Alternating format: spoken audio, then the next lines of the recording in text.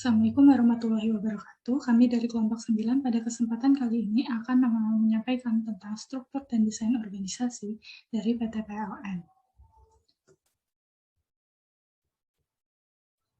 Nah, berikut anggota kelompok kami terdiri atas Farhan Mahfuz, Siti Hoirunisa Najla, dan saya sendiri Sabrina Muntazirah.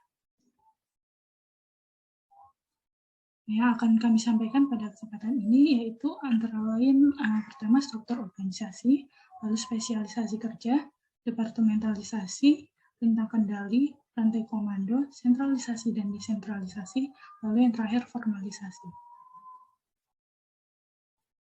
Nah, berikut perkenalan singkat terkait PLN. Jadi PLN ini merupakan BUMN atau Badan Usaha Milik Negara yang bergerak di bidang ketenaga listrikan, mulai dari pembangkit listrik hingga pendistribusian listrik untuk dapat dinikmati oleh seluruh warga Indonesia. Bahasan yang pertama yaitu struktur organisasi. Struktur organisasi itu adalah susunan tugas formal dalam suatu organisasi yang umumnya ditampilkan dalam bentuk bagan.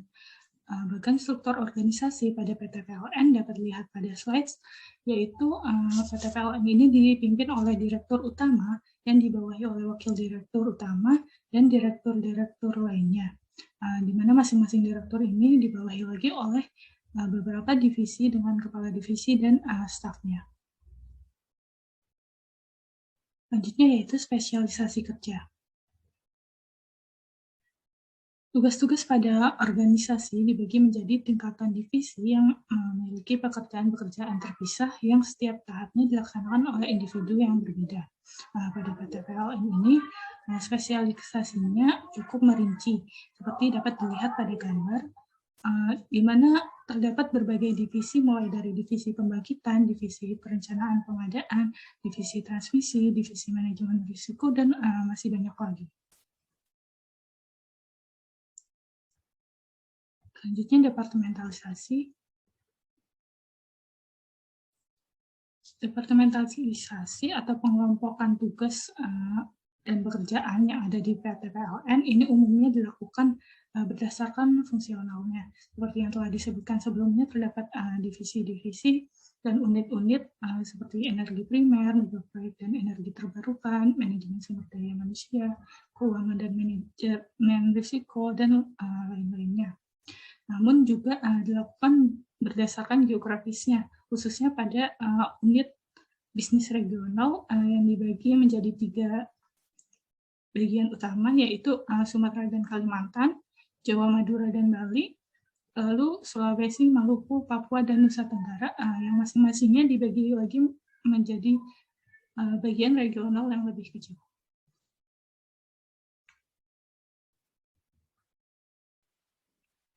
Baik, selanjutnya rentang kendali. Rentang kendali adalah jumlah bawahan yang dapat diatur manajer secara efektif dan efisien. Faktor yang mempengaruhi rentang kendali sendiri yaitu keterampilan karyawan, sikap karyawan, atau respon karyawan dalam menghadapi masalah. Rentang kendali terbagi menjadi 2, yaitu rentang kendali lebar dan rentang kendali kecil. Untuk keuntungan rentang kendali lebar yaitu efisiensi biaya. Akan tetapi rentang kendali lebar ini kurang efektifnya yaitu atasan tidak punya cukup waktu untuk memberi kepemimpinan dan dukungan kepada bawahan. Nah, untuk keuntungan dari rentang kendali kecil ini yaitu kontrol yang akrab. Tapi dampak negatifnya yaitu efisiensi biaya tidaklah sedikit. Yang kedua yaitu komunikasi vertikal menjadi rumit karena hierarki tambahan memperlambat pengambilan keputusan. Yang ketiga yaitu cenderung pengawasannya lebih ketat dan berlebihan, hingga tidak mendorong otonomi karyawan. Untuk sebuah organisasi yang besar, mereka memiliki kecenderungan terhadap manajemen rentang kendali yang lebar. Next. Selanjutnya rantai komando. Rantai komando adalah garis tidak terputus dari wewenang yang tertentu, dari puncak organisasi sampai ke eselon terbawah. Intinya rantai komando ini memperjelas siapa melapor ke siapa. Pada PT PLN, garis otoritas dapat terlihat dari tingkat atas hingga paling bawah dalam struktur organisasinya. seperti yang dapat dilihat dari gambar di samping. Jadi yang eselon paling bawah itu melapor ke yang paling atasnya gitu. Next.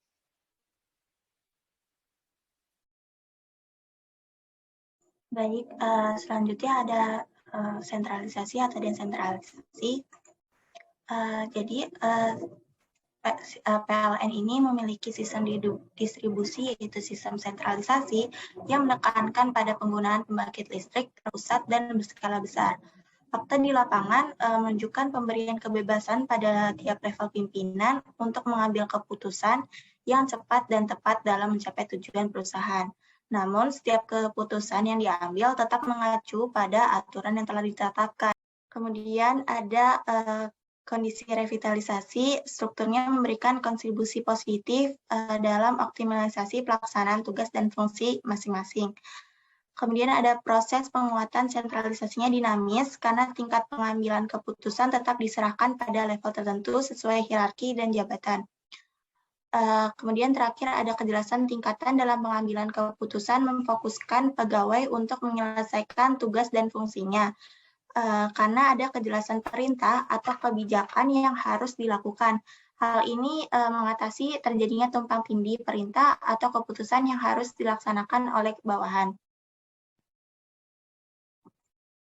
Terakhir ada formalisasi. Formalisasinya di PT PLN itu melakukan upaya untuk formalisasi kebijakan dan prosedur dalam organisasi cenderung akan formal dalam menuntut aktivitas semua pegawai.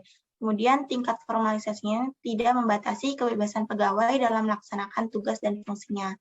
Namun formalisasi yang ada di PT PLN Persero ini lebih cocok untuk diarahkan ke pengaturan tentang bagaimana perilaku pegawai dalam melaksanakan tugas dan fungsinya, terutama yang berhubungan dengan pelayanan masyarakat. Sekian dari kelompok kami, kurang lebihnya mohon dimaafkan. Wassalamualaikum warahmatullahi wabarakatuh.